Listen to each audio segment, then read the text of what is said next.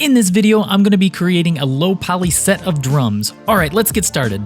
So first I'm going to bring in a cylinder, and I have the dimensions written down on a piece of paper, so I'm just inputting those into the panel. Next I'm selecting the front and the back faces of this cylinder, and then insetting them and extruding, and then scaling on the Z-axis so that they come in and create this sort of outside edge of the bass drum where the wood is. Next I'm bringing in a cube and making sure that it's in just the right place, because later I'm going to be rotating and duplicating these around the entire cylinder. But right now all I'm doing is modeling and making these sort of lug nut hardware pieces, and I'm just using some bevels and some extrudes and loop cuts to create that, and there's nothing too complicated here, just some basic modeling. And then I'm going to hide everything else in the scene by hitting Shift and H, and that will allow me to only see the bottom part of this lug nut. It just makes it a little easier to see what I'm doing. Then I'm going to bring in a cylinder here, and that's going to finish up the modeling of this lug nut.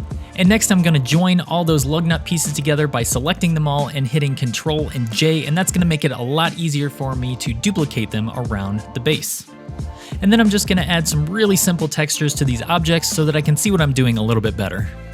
Then, in order to rotate and duplicate these lug nuts around the cylinder, all I have to do is make sure that I'm rotating around the 3D cursor, and I made sure that this kick drum is sitting directly in the center of this 3D cursor, exactly for this reason. Next, all I have to do is select them all and join them into one object using Control and J, and then bring in a mirror modifier so that it reflects onto the other side of the kick drum.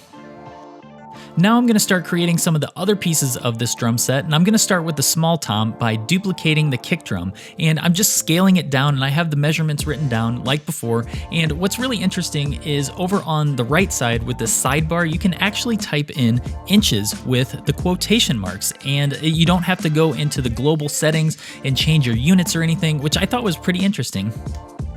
By the way, if you're enjoying this video, I would love if you would hit that like button. Thank you so much for your time.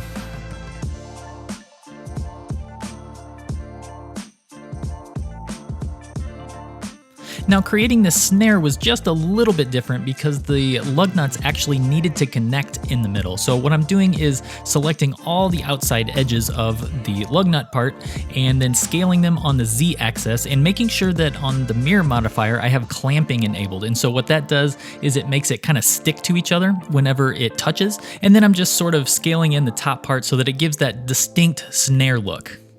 And then once I'm done creating the floor tom, I'm going to start organizing the scene by joining all the hardware to the actual drum units. And this will help when I start moving all the pieces around it so it won't get so confusing.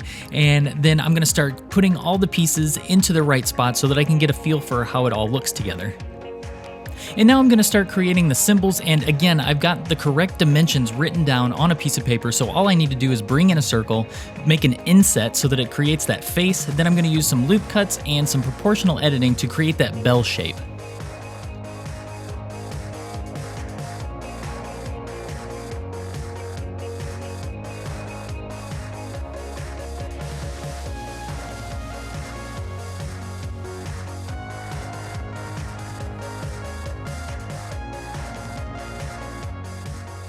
So now I'm going to start modeling the actual kick pedal for the bass drum, and again I'm keeping this very low poly, just using basic shapes, and that's mainly because it is going to be part of a bigger scene. There's going to be a whole lot of other stuff in here, and so I didn't want to spend a whole lot of time putting detail into something that you may not even see, especially at the angle that it's going to be at.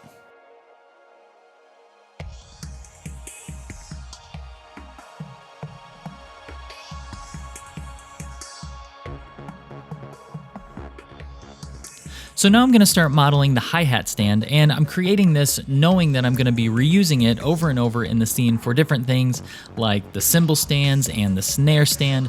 And I don't always do a great job of remembering to do this, but it is worth trying to remember because it will help speed up your modeling a whole lot if you can reuse an object instead of starting from scratch. And even if it's not exactly what you need, if it's close enough, it will help you speed up. And again, I'm not doing anything super crazy as far as modeling goes for the legs and the feet of this hi-hat stand. Just a cylinder for the legs, and then for the feet, it's just a cube with some beveling around it to give it some, nicer edges to it. And then textures are really going to go a long way for these low poly models.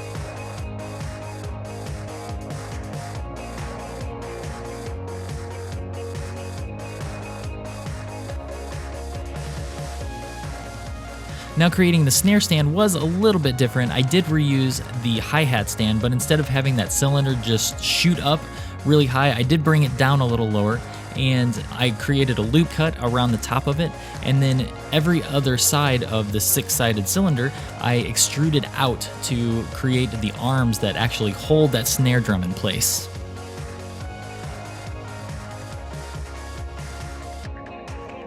The floor tom stands I actually did create from scratch because I decided they were just a little too different from the other stands in the scene, but it's still just a cylinder and it's got kind of a unique shape to it, and I could have used like the spin modifier on it to create that sort of curve, but I thought it was just a little easier and faster to use extrude and rotate for that.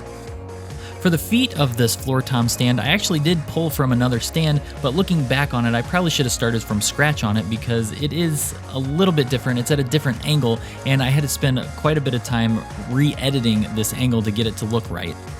And then for the floor tom legs, I'm just duplicating and rotating them around the actual floor tom by making sure that the floor tom is selected, and then right clicking and then set origin to geometry, and then I hit shift and S to make sure that the cursor is to selected. And what this does is it allows me to rotate the floor tom legs around the 3D cursor, and that will keep it together onto the floor tom.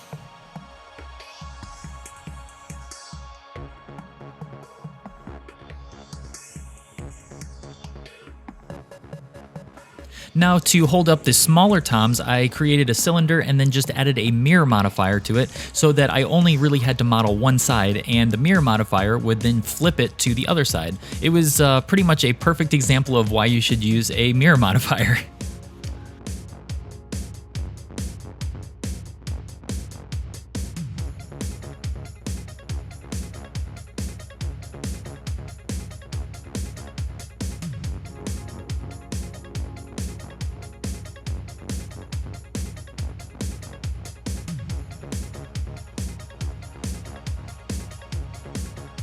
And then to create the drum throne, all I did was copy the snare stand because it was the most similar, and I got rid of the arms because I didn't need that, and then I added in a cylinder and created some beveling around it just to make it look a little bit softer.